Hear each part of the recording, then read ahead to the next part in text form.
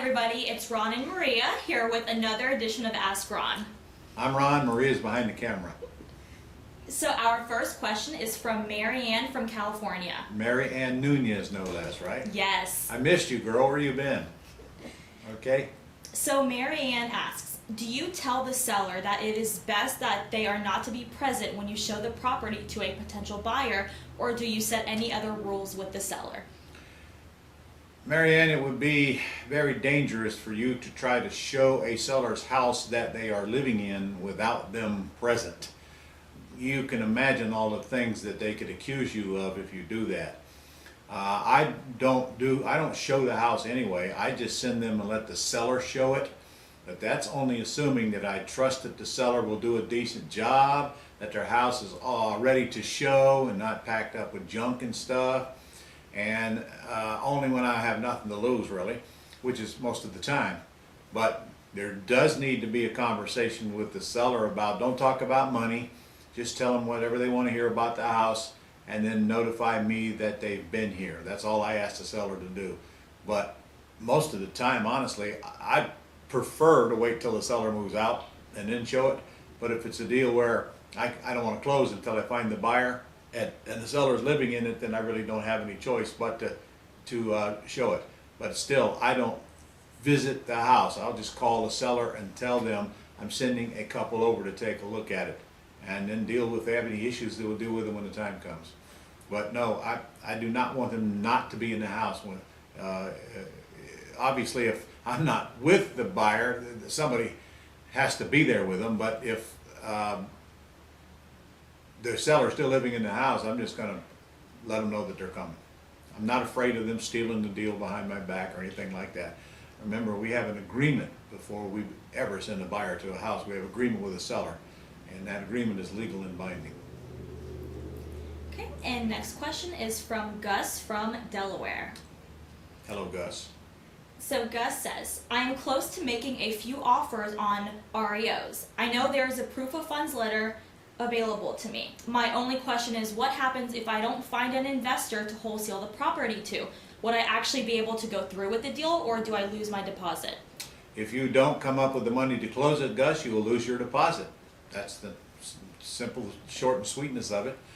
And I don't know where you're getting your proof of funds letter. It's not furnished by us anymore.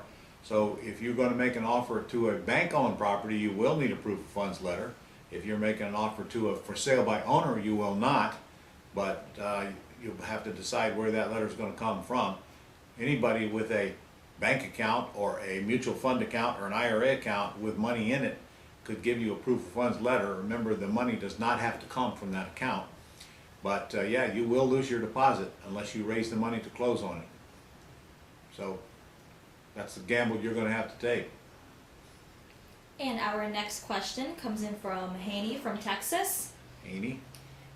So in Texas, especially in the Dallas market area, it's so hot and homes don't last long. Some homes are on the market for only a few hours, and homeowners who want to sell are going crazy with their prices.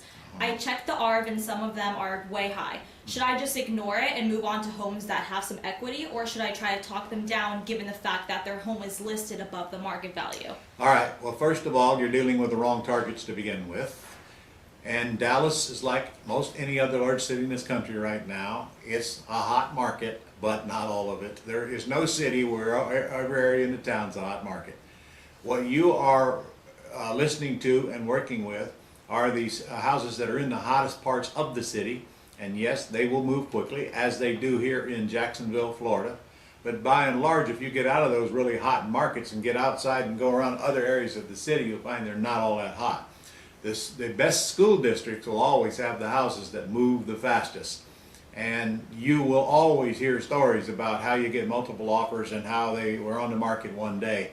It's been like that for about a year or so right now. However, we don't have any problem finding terms deals, but they're not the kind of properties that we're discussing right here. Remember, our job is to get as many of the sellers calling us as possible. And when the sellers call you, they're way more motivated, because if a seller's calling you, the house is probably not listed and they're not in that feeding frenzy and they want to sell, or they wouldn't be calling you. in cases where we've called them, like on signs, for sale by owner signs and the like, you will get some of that.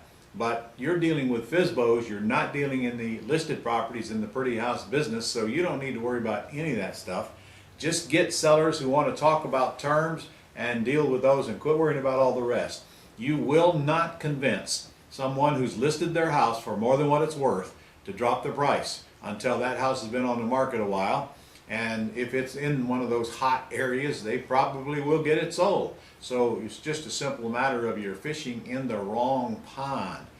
Everywhere we go, we do deals from lead sheets that students bring in every single time. Every time I do the seminar and we process leads, we do tons of deals, which still indicates to me that there's plenty of people around this country that will happily sell for terms.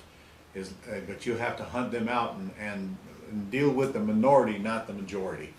From the day one, I tell everybody, we're not going to buy the majority. We can't. We couldn't handle them anyway. Our goal is to find the people who have a house for sale, get rid of the ones quickly who want full price and retail or all cash, and work with the minority who are glad to talk about terms. It's a math game. Applies to every single business. You got to work with the small number because the big number will never do business with you. Okay? And our last question comes in from Phil. Phil, from where? I believe Ohio. Ohio. Okay. So Phil asks, Ron, why do you favor buying subject to over a land contract? I'm an attorney and have a few more concerns about the due on sale clause being enforced by the lender. It would seem that a land contract where the deed is held in escrow is safer than buying subject to where the deed is transferred and recorded from the get-go. Did Phil say he was an attorney? Yes. Phil. If it's a land contract or if it's a subject to deal, it violates the due on sale clause because ownership is transferred on a land contract the same as it's transferred on a subject to. Now, the deed does stay in the seller's name, so I guess it could be said that there's less chance the bank will find out, but don't forget the land contract is recorded as well. So if the bank wanted to call the loan due, they could do it in either case, except on VA loans now. There's a term in the VA regs that says the seller can sell it with a land contract and the VA will not call the loan due, but other than that, they can. Your concern about the due on sale clause is likely because you're worried about loss. Lose what though, Phil? If you follow my lead, you're not going to have any money in the deal anyway. And I'm just telling you from my experience, the bank could care less about the transfer most of the time as long as they're getting monthly payments. Now there are a couple loans that I'd worry about. One would be a reverse mortgage loan. If the bank finds out that house is sold, they have every right to call the loan due. That was the deal to begin with, since they're not even getting payments, and they probably will. The second was if there's a line of credit on the house that the seller has taken out, the bank might call that loan due as well. All the rest of them I don't really care about. But remember this, even if the bank call a loan due, you've got months to figure out how to get the thing paid off. If they were to call the loan due, maybe it's time to go to your tenant buyer and coerce them into actually getting qualified for a loan right now. And I'm telling you, in my experience, if you share the fact that you're trying to get this person in the house qualified to cash the bank out, bank's going to back off anyway. So I think you're putting too much emphasis on what the bank can do, and probably should be more in tune with what they probably will do. Remember, whatever they do, you're not going to be at risk because you're not guaranteeing any debt. You're not making promises you cannot keep. And if you've been trained by me, you know my CYA letter lays that out, signed in front of an attorney at closing. By the way, if you are an attorney, Phil, do not close your own deals. Let another attorney close your own deals because you don't get any points for being an attorney if you're the one that's also the owner of the property. If you ever did get into a conflict, you know better than me. A judge would not look favorably on the fact that you're an attorney and closing your own deals, taking advantage of these poor homeowners that don't know anything. So suggest that you get an attorney just like everyone else. Anyway, I hope that answered the question, Phil. And that's all we have for this week. That's all? That's all. That's all you guys got? That's it? All right. Well, go make some deals and I'll be back next week, so see you then.